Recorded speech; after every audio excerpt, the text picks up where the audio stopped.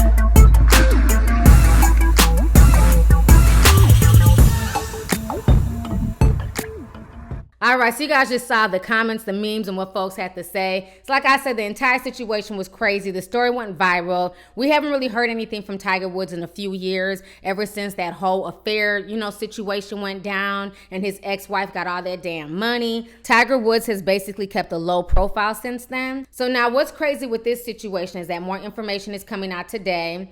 And they're basically stating that he did not have any alcohol on his breath. When he blew the breathalyzer, it came back 0. So Tiger Woods was not drinking. He was not under the influence of alcohol. So I want to go ahead and read you guys a statement that Tiger Woods released to the public yesterday. So in his statement, he says, "I understand the severity of what I did, and I take full responsibility for my actions. I want the public to know that alcohol was not involved. What happened was an unexpected reaction to prescribed medications. I didn't realize that the mixed medications had affected me so strongly. I apologize to my friends, my family, and my fans. I expect more of myself too. I will do everything in my power to ensure that this never happens again." Now, if you guys don't know, Tiger Woods has had a lot of issues with his back. He recently had back surgery in 2016. He's had 4 different surgeries. And back in 2009, when everything came out with his affair, that was because he got into a car crash back then. I believe he hit like a fire hydrant or something. And at that point, he was also suspected of being under the influence of prescription drugs as well. So now that's what they're saying, is that he was not under the influence of alcohol, but under the influence of prescription drugs. What a lot of people don't realize is that crashes involving prescription drug users have doubled over the past decade.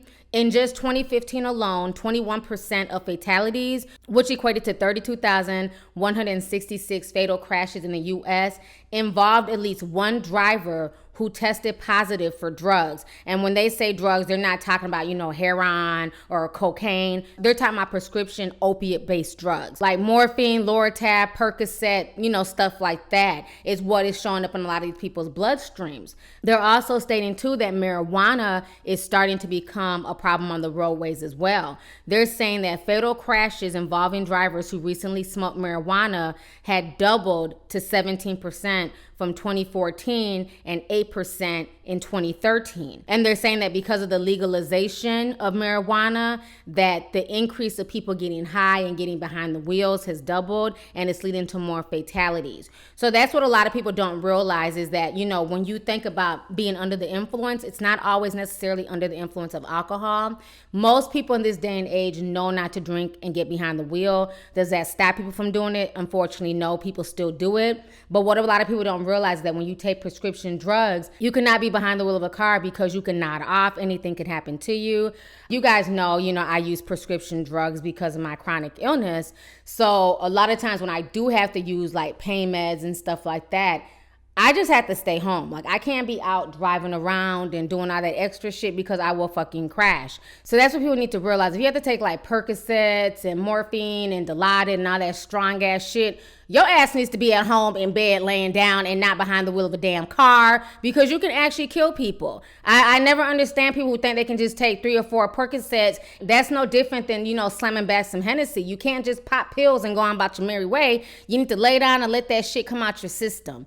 So, Tiger Woods is very lucky that all he did was fucking nod off behind the wheel, because he really could have killed somebody. This is a very serious situation. I don't know if he's going to be charged because, again, he's a celebrity and a lot of celebrities tend to get away with a lot of shit. So I don't know what's going to come of this, but I just want people to know that it was not alcohol that led to him getting arrested. It's prescription drugs. And a lot of people don't realize that Tiger Woods has battled prescription drug issues, so hopefully he will get the help that he needs, and hopefully he will learn that if he needs to be on medication for his back or whatever issues he's going through, he needs to be responsible. And if he's going to take these strong opiates, these strong pain medications, he needs to make sure that he's at home laying down in the comfort of his home. You should not be roaming the streets high out your mind on drugs, let alone getting behind the wheel of a vehicle and calling yourself driving anywhere. That is a recipe for disaster. Hence why the fatalities in car crashes concerning prescription drugs have doubled in the past few years, because a lot of these doctors are giving prescription drugs to any and everybody, and everybody's just riding around high and leaned out and everything else. And people don't realize all that damn lean, promethazine and pills and all that shit, it really can impair your driving and you can kill yourself or somebody else. So while the memes were funny and I got a good laugh, I chuckled. That was such a fake ass laugh. While I did chuckle at the memes, I still want to, let you guys know about the seriousness of this situation and realize that, being under the influence of either alcohol or prescription drugs is a recipe for disaster, and that we need to be more responsible as adults because, again, it's not just you on the roadway. There are families on the roadway, children and things like that. And it'd be horrible if you wake up in the hospital knowing that you killed somebody because your stupid ass didn't want to lay down after popping some damn Percocets and taking some damn lean. Anyways, y'all, let's go ahead and get the discussion popping. Go ahead and leave a comment. Let me know your thoughts on this entire crazy situation. Once again, concerning Tiger Woods. Another thing I found funny is that if you guys remember, Tiger Woods was always screaming that he's not black shit, he's Cabinasian and all this other stuff that he's mixed with, which he is. He's half black, half Asian, and that's great. But he wanted the world to not define him as a black man. But what I found funny as hell is that when his ass was arrested, what did the police define him as? Black. Anyways, y'all, let's go ahead and get the discussion popping. Go ahead and leave a comment. All right. Deuces.